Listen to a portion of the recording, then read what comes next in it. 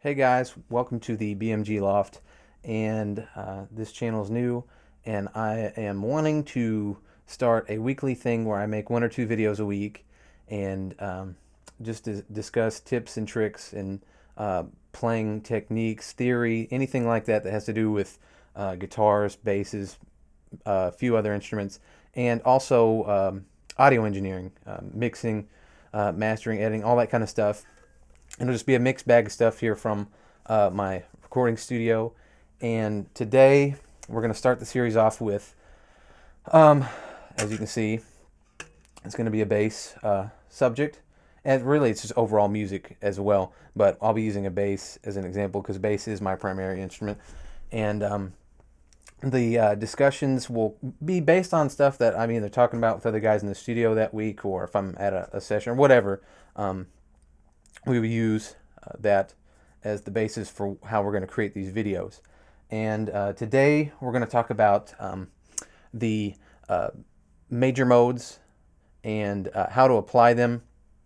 If you don't, a technique that I learned, or a system I developed for understanding it. If you've tried learning it, maybe you went through school and didn't understand theory, or if you've tried reading up on it and it just didn't make sense to you, I want to try to hopefully explain a system that will help you develop it, make sense to you.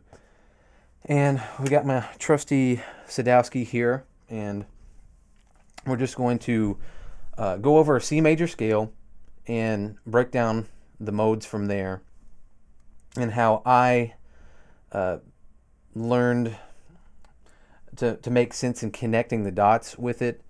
And hopefully this will be a great way if you're trying, especially for bass playing. Bass solo concepts are becoming a much more common thing, and I think that's awesome. And maybe you're trying to dig into that and some of it doesn't make sense to you. We're just going to use a real basic system here that really worked for me to open up my vocabulary. So we'll just start with a C major scale. Hopefully you know your major scale, but we'll cover it real quick. We're just going to use the C major scale, and we'll start here.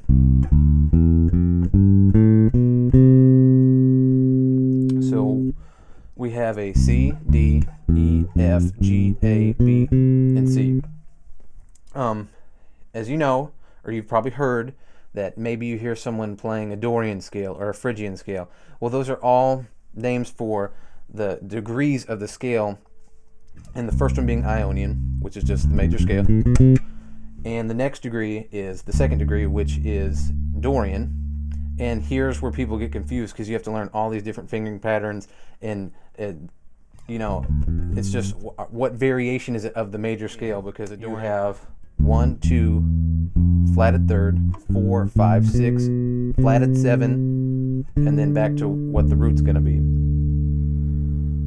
An easy way that I could apply this and jump around different modes quick was, okay, if I know I'm in C and we're playing something in a 2 minor or a minor 7 chord, and say that minor chord happens to be a D minor 7, I know that's the second degree of the C major scale if we're doing something that's based around kind of a Dorian type feel.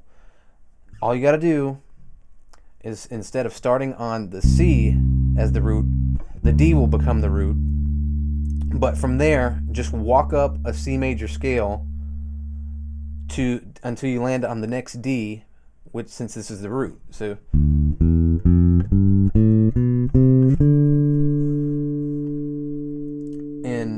I suggest, if you just know the basic major scale shape, for now, just in this instance, keep going in that pattern until things start making sense to you, and then learn the different positionings for it. Because if I was teaching this one-on-one, breaking it down, and had you in front of me, and we were looking at the theory together, I would teach the positions, and then we'd move to the next position, etc., etc. And as you keep going up, we know the third degree is going to be Phrygian, and fourth is Lydian, Mixolydian, Aeolian, Locrian, and then we're back to the root. So this system applies for all this. If something's based around an F Lydian, you're gonna say, okay, that is the fourth degree of the C major scale. And you'll go from there and you'll walk it up, but that's starting with the root, but following that C major scale. So, and then you have, that's the Lydian.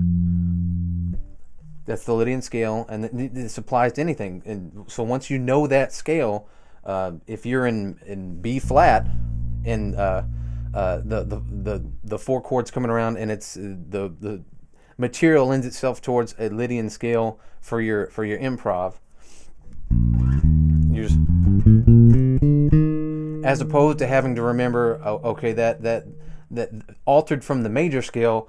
The only difference would be that it's a sharp 4. Well, I mean, if all that kind of stuff just doesn't make sense to you, just remember, okay, well, that's the 4 is the E flat is the 4 chord of the B that you're based around, and just use that B flat major scale over that. So hopefully this makes sense, because once I started thinking about it like that, it made more sense for me, and it was easier for me to jump around with the different chord changes. Because if the looking at the theory on paper doesn't work for you, this I think is a practical, hands-on way that you can look at it and kind of start to understand it in a physical sense rather than a technical sense. Because some people are way more hands-on rather than the technical side, and some people more on the technical side. And if you're one of those that isn't so much on the technical side, you're more based around being hands-on and understanding concepts just naturally through seeing it, feeling it. Maybe this will open a door for you. I hope it'll help, and hopefully we'll have a lot more videos like this. If you enjoyed it, please like, share, and subscribe. And if you have comments, just comment below. I'll be happy to answer any questions. And until next time, guys, keep it grooving.